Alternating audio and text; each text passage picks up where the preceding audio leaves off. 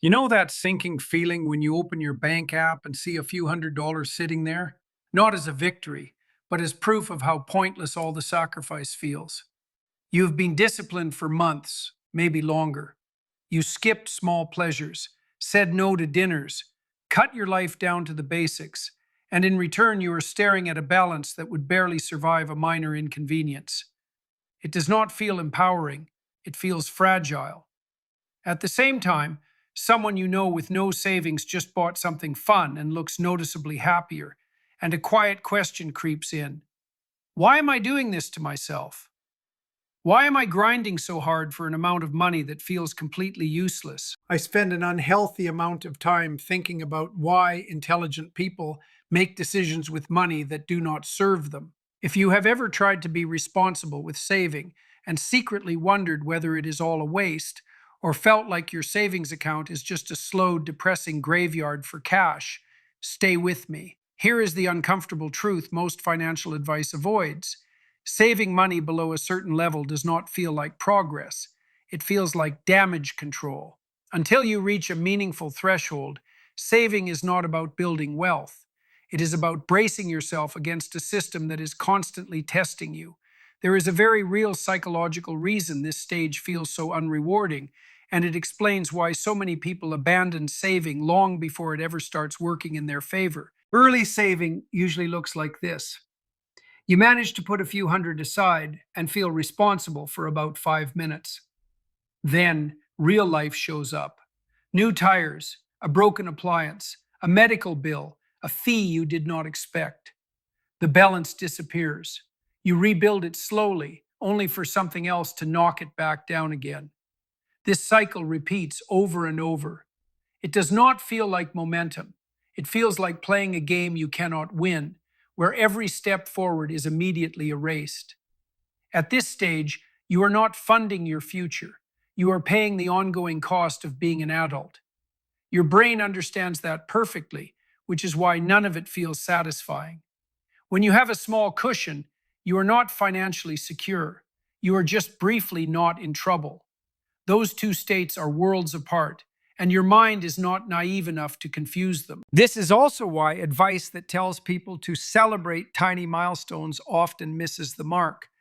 Your brain knows that a few $100s does not meaningfully change your life. It knows you are still one bad week away from stress and scrambling. So instead of pride, you feel like you are pretending, forcing yourself to clap for progress that does not feel real. But here is where the story changes. There is a specific point where this entire experience flips, and it is much lower than people assume. It is not some six-figure number. It is not even 50,000. The point where saving stops feeling futile and starts feeling powerful happens at $10,000. Crossing that line creates a mental shift so strong that it changes how you see money entirely. Below that level, every dollar has one job: protection. Your money is defensive. It exists to absorb shocks, not to create opportunity. Your thoughts revolve around worst case scenarios. What if something breaks? What if income stops? How long could I survive? Living in that mindset drains you because it is driven by fear and scarcity. Fear can push you for a short time, but it is terrible at sustaining long-term discipline. Once you reach 10,000, something fundamentally changes. You are no longer just absorbing hits. You have room to move. That amount is enough to handle most common emergencies without wiping you out. It gives you the ability to take a measured risk, to invest in yourself, to think beyond survival. Your money stops playing defense and starts playing offense, and that shift rewires your behavior. The questions you ask yourself change. Instead of obsessing over how to avoid disaster, you start thinking about how to grow what you have. Instead of being frozen by the idea of loss, you become curious about opportunity. What surprises most people is how little psychological difference there is between having 1,000 and 5,000 saved. Both leave you exposed. Both can vanish from a single problem. Your brain treats them almost the same. But the jump from 5,000 to 10,000 feels massive. That extra buffer moves you from vulnerability into stability. It replaces hope with preparedness. This is why so many people quit saving right before it works. They spend months building a few thousand, feel no meaningful change, and decide the whole strategy is broken. They stop just before the mental payoff arrives. It is no different than someone quitting exercise right before the results become visible. The progress was happening, but the signal had not shown up yet. The brutal irony is that the first $10,000 is the most difficult money you will ever save. It demands the most discipline while offering the least immediate reward. 2,000 does not feel much different than 4,000, so every sacrifice feels heavy. But that is also why this stage matters more than any other.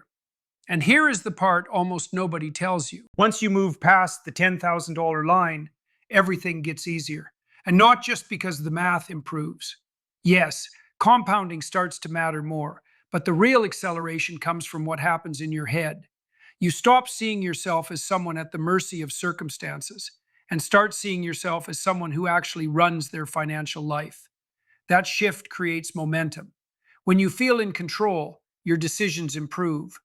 Better decisions lead to faster progress. Faster progress reinforces the sense of control. It becomes a self-reinforcing loop that pulls you forward instead of dragging you back. Before that point, you are usually trapped in the opposite pattern. Feeling powerless pushes people towards short-term or emotional choices. Those choices slow progress.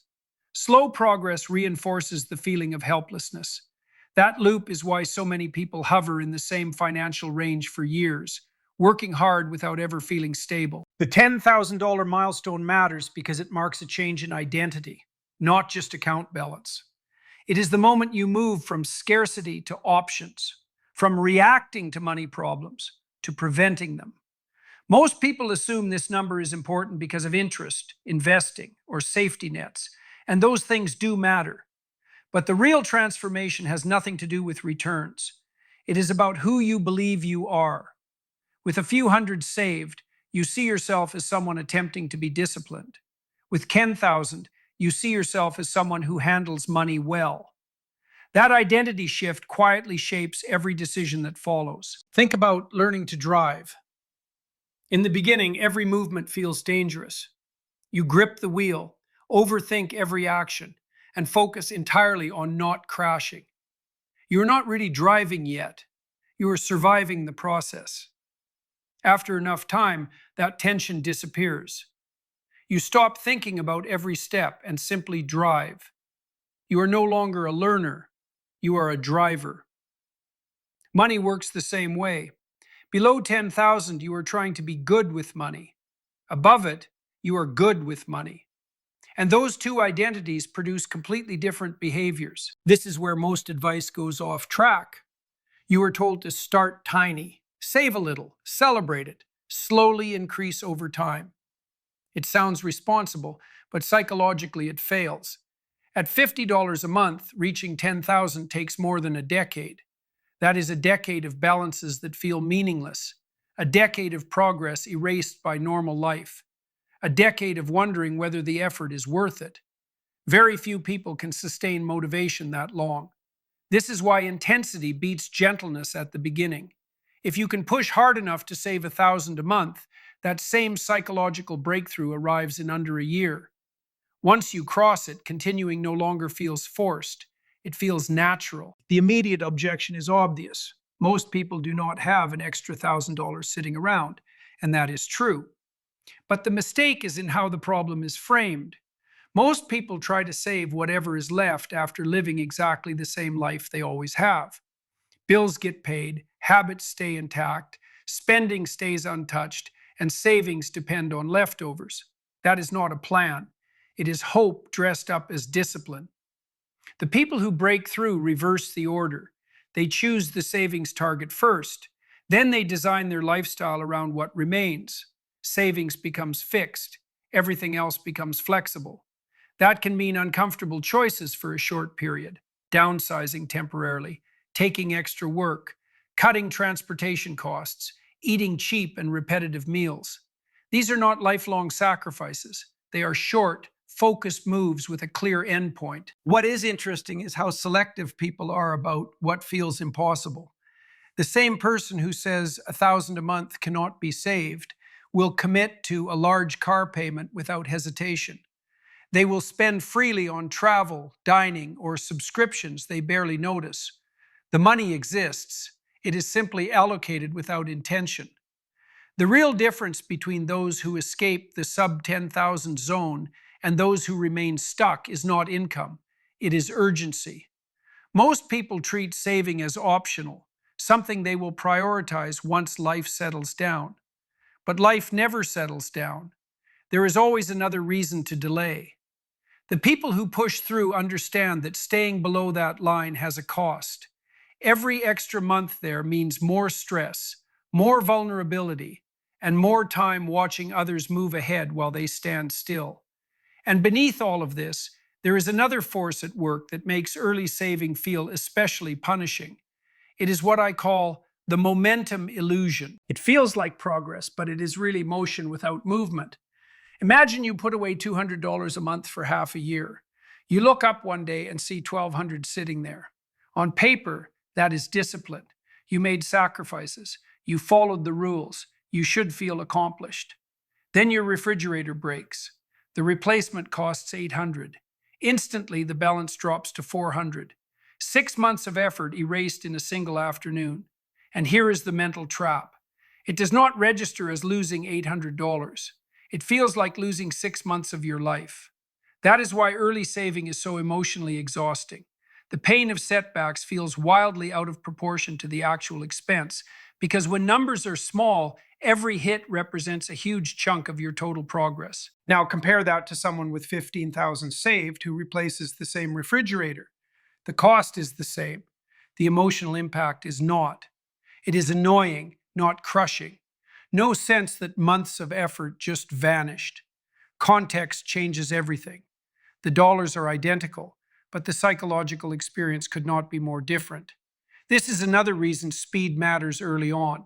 The longer you stay in the vulnerable zone, where normal life events undo months of discipline, the more likely you are to quit.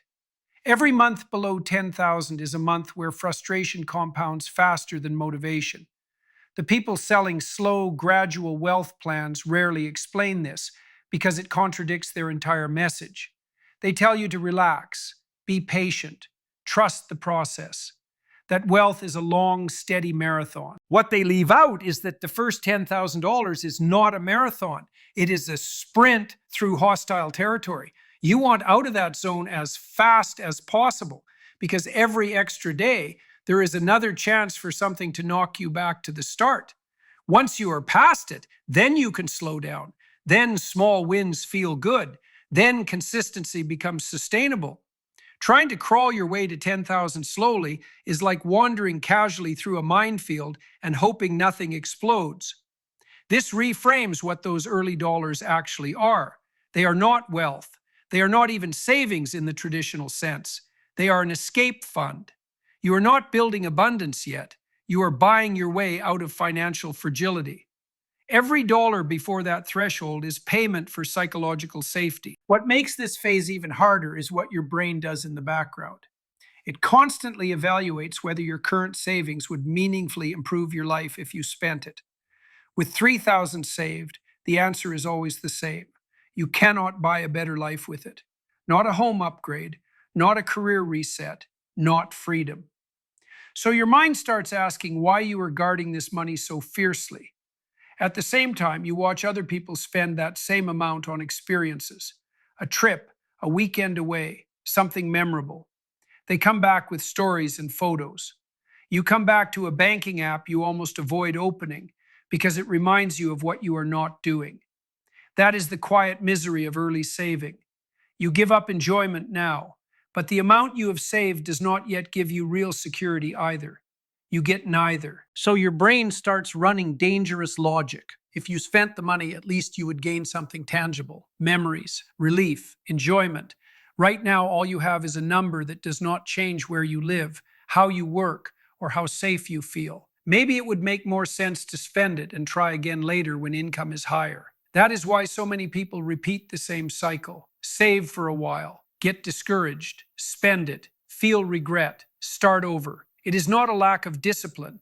It is a rational response to a situation where delayed gratification is not actually delivering any gratification. Everything changes once you push through to 10,000. Suddenly, that same mental calculation produces a different answer.